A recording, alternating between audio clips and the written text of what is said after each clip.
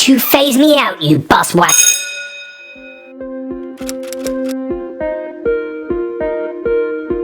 This time on Pete and his bus, I go on an amazing adventure in a Bristol. And I go back to a bus that's been in the field for a very long time.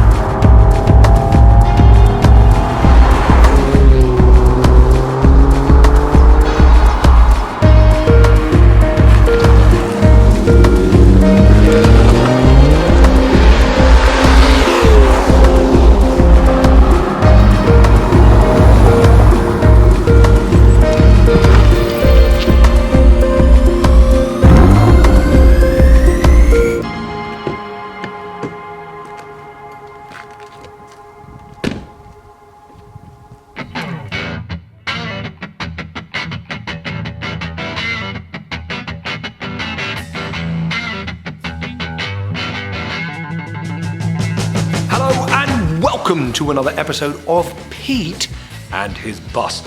I know it's been a while and I apologise, but I've been extremely busy with my first bus, RML 2355. And its first commitment this year is none other than Twickenham Stadium for the rugby.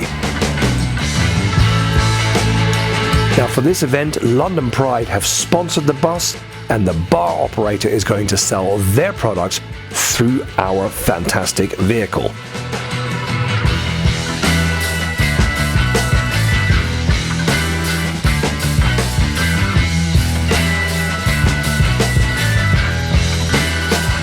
They've also added a competition with a really great prize, and as you can tell, the man that's put this all together isn't very good at it himself. But Twickenham delivered, and when the people arrived, they arrived in their thousands. So the brand, the bar operator, and the bus owner all had a fantastic day out.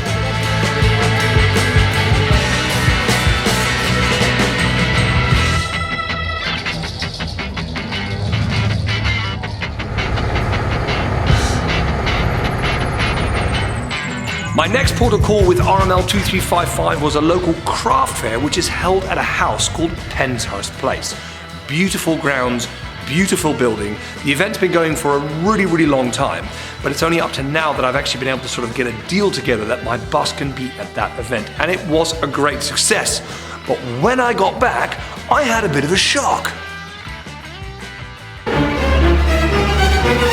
This is one of the problems with driving a massive bus around. When you're in them, they're so noisy and so big, half the time if you hit something, you don't even notice. And I have to confess, it was actually 2 days after I'd parked the bus up in the barn that I realized I'd actually damaged it. The problem with that is, I've now got to be out for the next event in less than 3 days, and I don't have time to order glass. So I have to do the unthinkable, and that is steal a piece from poor RML 2730.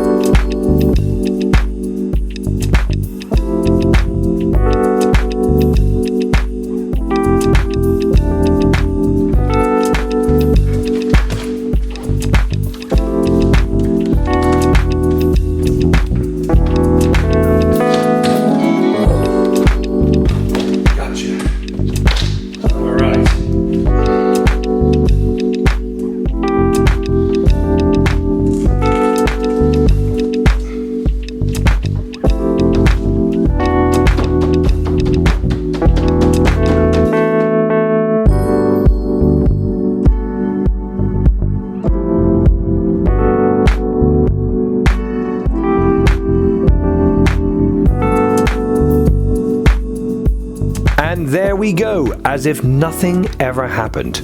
It is a good thing I had a spare bus sitting around. And now for the final event of this very, very busy month. A lovely girl called Emma phoned me up from Horsham Town Council, and she asked if I wanted to be the bar at their coronation celebrations in the town centre of Horsham. And I agreed to turn up no matter the weather. Now, as we all know, the coronation was a bit of a rainy, wet affair, but when we pulled up in their town centre, something very strange happened. And it's this yellow ball of gas appeared in the sky and warmed everything up and made everything really bright. And suddenly everybody and their uncles, their dogs and their neighbors' dog walkers turned up for a drink. So we ended up running around with the three of us at maximum speed for 9 hours straight. And this is the reason why I don't have many photographs or video footage from this event, because it was total chaos. I have one video clip, you'll see it in a second, but I would like to just say a massive thank you to, first of all, Emma for giving us the gig, and secondly, my staff, Elliot and Holly. Because with the three of us, we did the equivalent of work that usually 6 or even 7 people would do. So guys, amazing work. And thank you so much for being absolutely on it. What a day.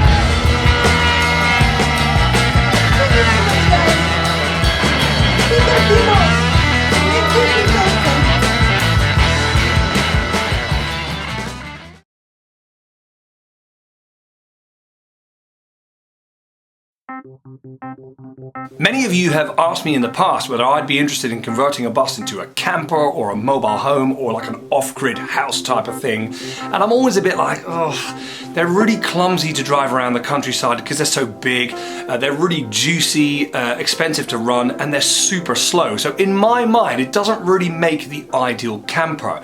But then I work with these buses all day, so by the time I'm done and I've parked them all up and I go home, the last thing I want to do is get in a bus. So perhaps you're all asking the wrong guy. One of my followers, though, is the right guy, and he's created a brand new concept with vintage buses, and it's called Scarangar.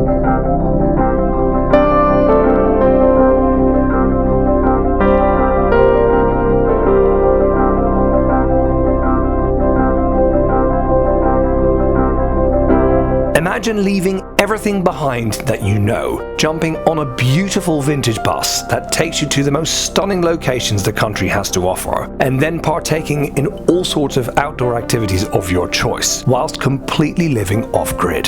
Sounds like the dream, right? Well, a follower of mine called Tim has actually made this dream a reality, and this is how he did it.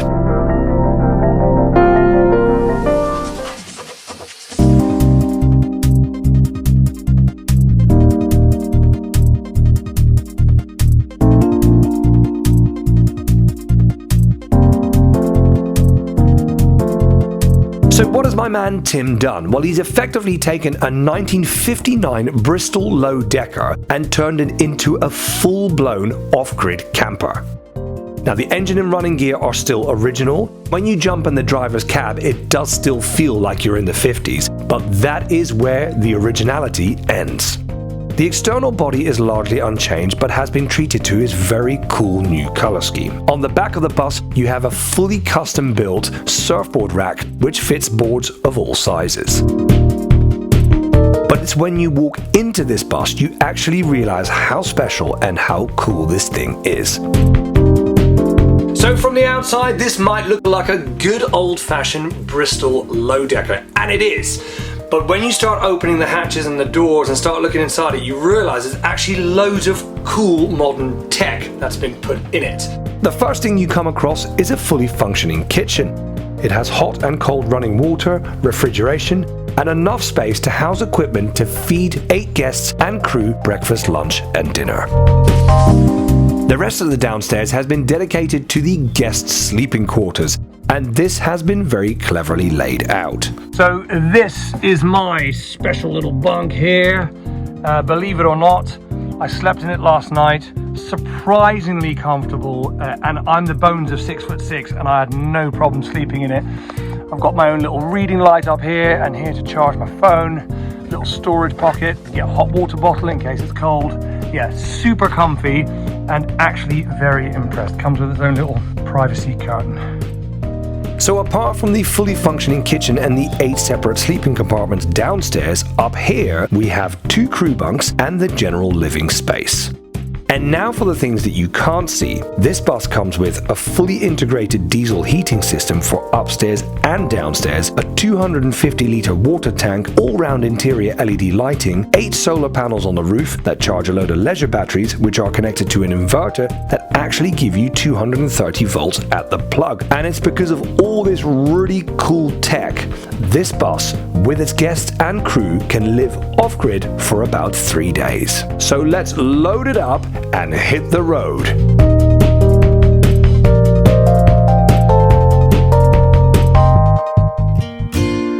Scarangar outings are all based around various activities, and this weekend's activity is surfing. Now, I've never surfed a day in my life, but the people that have come with me are really into it. So they're going to be treated to a tour of the beaches on the northern shores of Cornwall that offer some of the finest surf in the country. I don't even know why I'm here. I'm just a bus wanker, aren't I?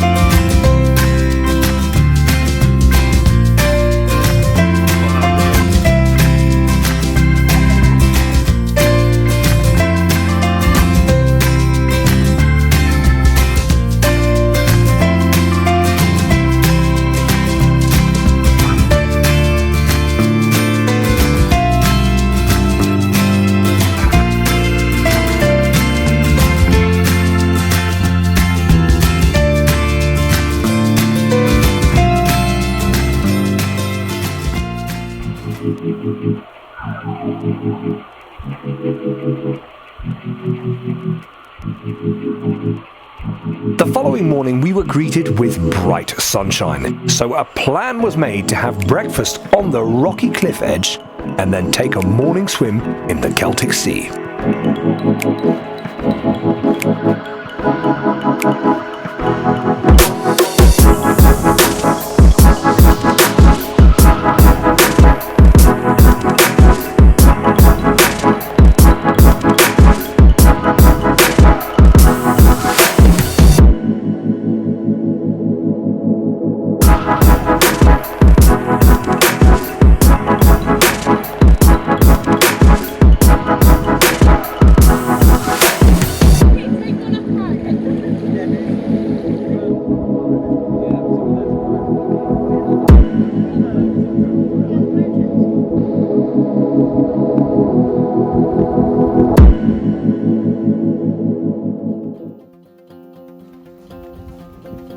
I've grown up travelling. It's been a real passion of mine from a young age, my mum taking us off on adventures.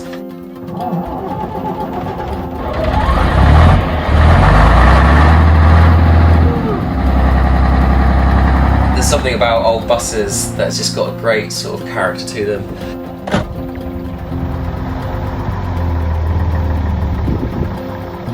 Inspiration came last year from a friend of mine who'd bought a bus for themselves to go to Norway on an adventure, and we kind of came up with the idea, why don't we try and look at our ancestors who used to do these travels back in the old day, overland travels along sort of Sri Lanka and India and stuff, and let's see if we can reignite this and become sort of the future of slow travel. We're giving it another life.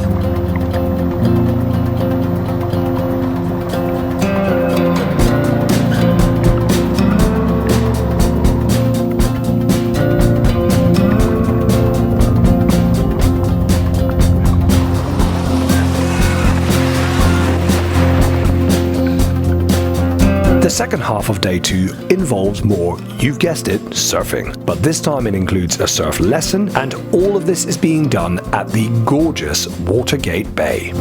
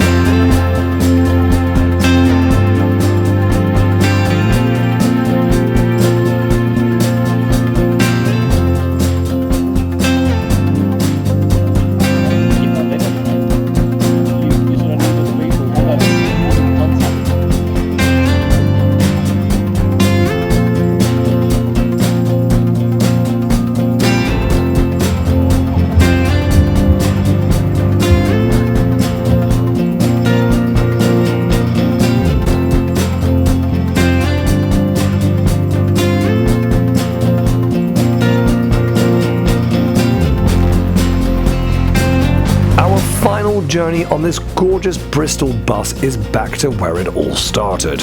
We have just enough time for one more meal together and lots of chat about what has been an amazing weekend.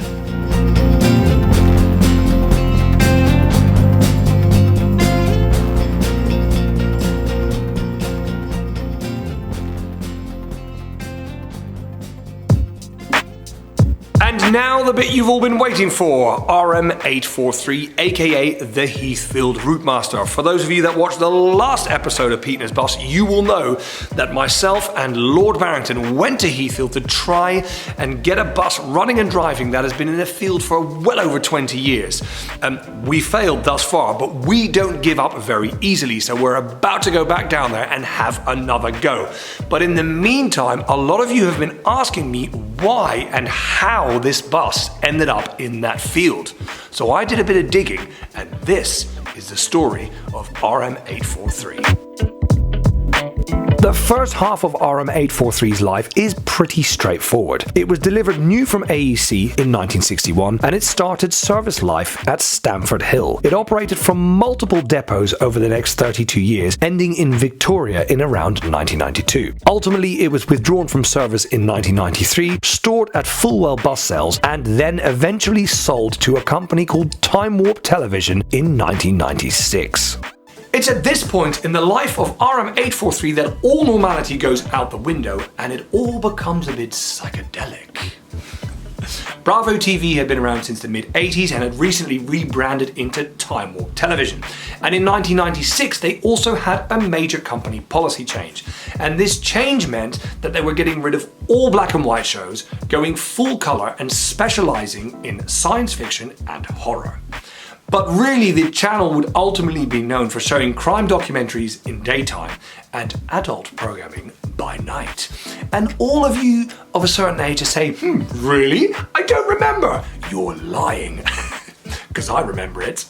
So to celebrate this huge change and promote it, they decided to buy a bus, paint it up in their wacky colour scheme, and deck the inside out in their psychedelic style with a TV viewing lounge that's blacked out downstairs and a VIP bar upstairs. Now it's halfway through this tour that one of their drivers actually drove it into a low bridge, causing a huge amount of damage. The company struggled to figure out what to do next, and they were going to cancel the entire tour until they got hold of the current owner. He was very used to working in this world, having owned the genuine Bullet Mustang and also the real Starsky and Hutch Gran Torino. The TV station phoned him and said, listen, we need this bus repaired. Can you do it in this short time frame? The bus arrived, they did the repair, and it's a credit to them because the repair obviously is still on there today, and if I hadn't been told, I wouldn't have been able to tell the difference. They used genuine bits, and by Monday morning, when the paint was still wet, the bus went out and it carried on the tour. Bravo TV were so impressed, they got back in touch with the current owner and said, listen, would you like to operate this bus on our behalf? And the current owner said, yes, but I've got one condition. When the tour is finished, I want to keep the bus. And they agreed. And that's how this bus ended up in their field. Apart from having been painted about 2 million times, when the bus came off the tour, it was actually in perfect usable condition. It was subsequently used for a family wedding, fun days out, and sometimes the owner would simply take it out for pure pleasure. But at some stage the bus struggled to start. Now several attempts were made to repair it, but sadly none of them were successful. So it's at this stage when they could no longer move it, it was left in the field to be dealt with at a later date. And I fully understand. You've got this vehicle in the corner that's broken and it won't work, and you haven't got time because you're busy with other things, life is getting in the way, and you keep thinking, I'll fix it, I'll sort it out at a later time, and boom, it's been sat there for 15 years.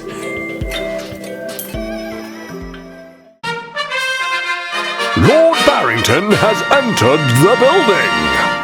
After the grueling 8-hour session that was the last time Lord Barrington and I were here, we are now back to see if we can get RM843 to somehow drive out of this field under its own power. The front grille and the quick release ring have been removed, and the first thing we want to know if any of the oil we put in it is still there.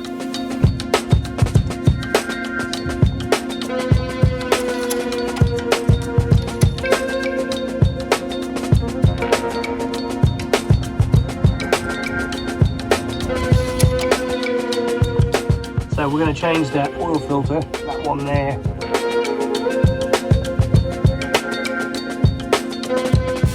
So we've got the oil filter out, and surprise, surprise, there's nothing in it.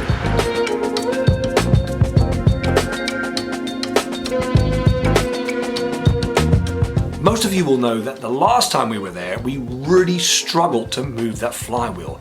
And the biggest problem was that we had no leverage to turn the flywheel anti-clockwise, which is the way the engine turns. So we put a load of fluid down the bores, hoping this would free it up. But sadly, it is not much better.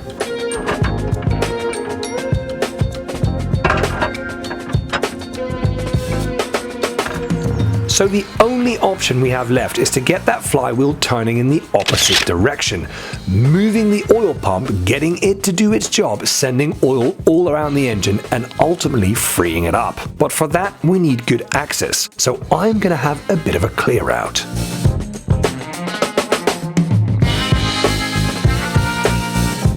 The other thing we're also really struggling with is the fact that it's so dark downstairs and we just can't see what we're doing. So I'm going to remove the driver's privacy blind and whatever else is obstructing the window behind it.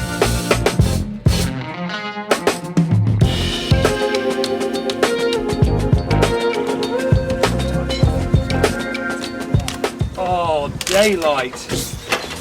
Daylight in the back. Yeah, baby. So the clown sex den is lit up with daylight for the first time in many, many moons. Oh, whoa, whoa. Yes.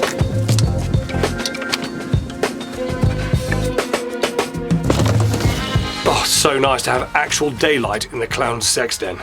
So we're going to try and move that flywheel the correct way around. Oh, you know what, Tim? I'm kind of sad. I get the feeling that the clown sex den's not really meant for sexing with clowns anymore. Okay, flywheel trap's off. And I guess now we're going to see if she turns. Lord Barrington has brought an array of specialist tools to somehow try and get leverage on the giant flywheel to move it in the correct direction. But sadly, most of them are not working. Yield some help. So that's going to be, we're turning it upwards, right? Yeah. It's not going to be easy. Oh! No, it's unbelievable. Yeah, that's right. Well, maybe you're super strong. Crikey. Ultimately, we revert back to the long crowbar, but because we've cleared the hole downstairs out, Lord Barrington is able to A, wedge the crowbar under a nut instead of in the teeth of the flywheel, and he's able to stand with his full body weight on that crowbar to try and loosen it up. Oh yeah, oh yeah, oh yeah, it moved. Oh yeah, it did. That is the first time it's moved that direction. Oh yeah, oh yeah. Oh! Bravo! As in television station? Or? Oh yeah, Bravo TV. Oh, look at that. That is absolute magic. Well done, Lord Barrington. I thought this one was beyond you, and I apologise for that statement.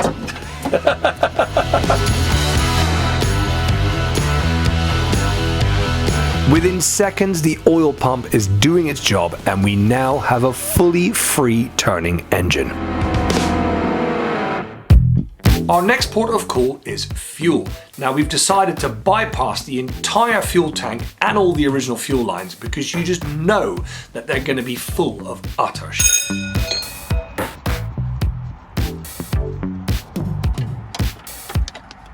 Oh, there's fuel in there.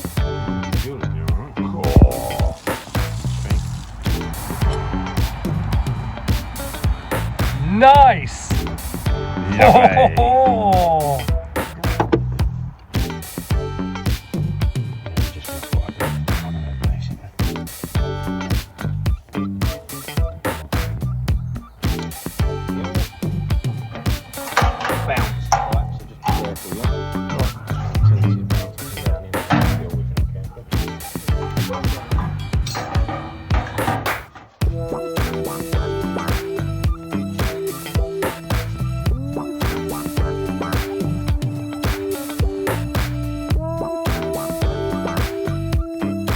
There we go.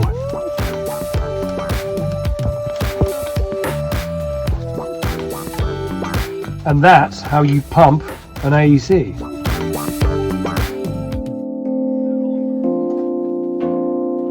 And now it's time for the electrics. The last time we tried to fire the bus up, we noticed all the lights in the cab were really dim. And that means there is dirt and crud in between all the connectors throughout the bus. So we have to take them all apart, clean them all up, and put them back together again. That pile is ever growing.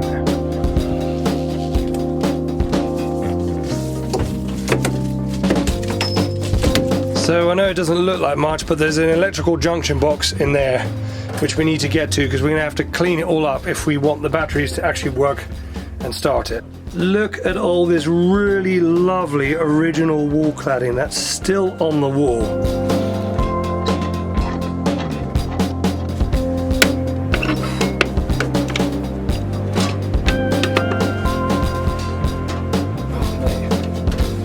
These are stuck properly.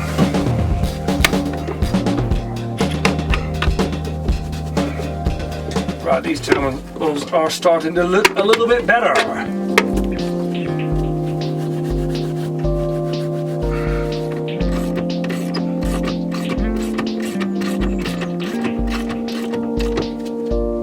All right.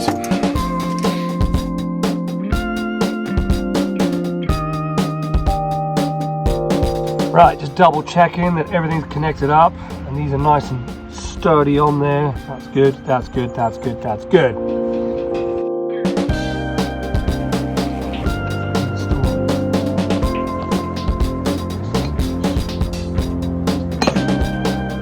So we're taking out all these control panels,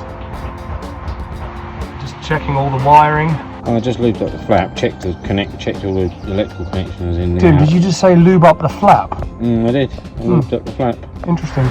So the pump's primed, the batteries are connected, all the electrical terminals have been cleaned and have been put back in the correct place, and we're now actually going to see if the starter motor will crank. Everything crossed. Just want to make sure those wires stay together. I've bridged out the Arons basically, Okay. because I don't think the switch was making a particularly good contact. Okay, so here we go.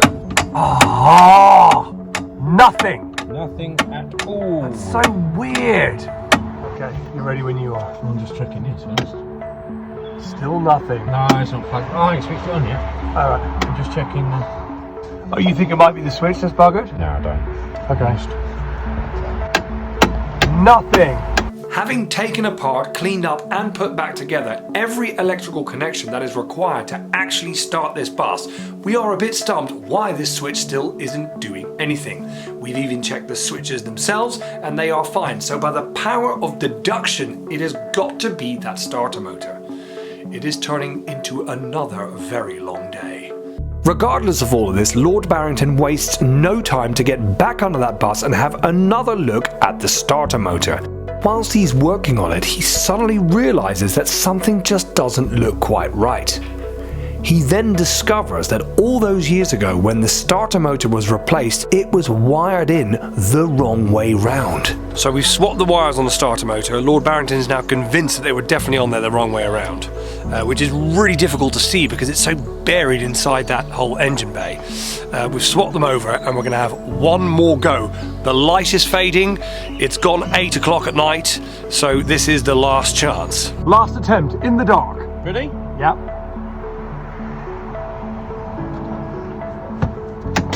Oh, sparks. That's that Smoke. cable. Yeah, that's that cable. It's not happy. Okay. The wires that are fitted to this starter motor were probably on their way out before this starter motor was even fitted. They were then bodged back together and fitted incorrectly all those years ago. Now this can easily be fixed, but we don't have all the bits with us today. We've also run out of daylight and we've simply run out of time. So it is with regret that we have to leave this bus in this field for the second time in a row. But we leave here with the knowledge that the engine is fully free and turning, and a simple wiring mistake could be the answer to all our problems. We will be back. Watch this space. Super frustrating. I was really up for driving out that field. It's just been really difficult. It has been sat for such a long time. Everything you touch is just old and dirty and buggered. So a mate of mine already checked the video out and he goes, "Oh, you're just milking it for videos, that bus." And I was like, oh dear Lord, no. I have plenty of other stuff to get on with than stand in a field and work on someone else's bus. A bit like my own bus, which hasn't had anything done to it for ages. So yeah, that's not the case. We are genuinely interested in getting that bus moving, but I'm fairly confident that we'll get it going next time. We've already booked a slot in. We're not going to stop until we get it going. So thank you all for watching. This time around, a massive thank you goes to all the people that came on the trip with me with Scarangar. Super enjoyable, super special thing. Tim, who has built those buses, he's done an amazing job, so thank you, Tim. Amazing trip. And of course, Lord Barrington, thank you so much for your help, mate, as per usual. And I thank all of you, of course, for buying the merchandise, which has been amazing, and for simply watching. This is Pete. I have a bus. I am Pete in his bus, and I'll see you next time.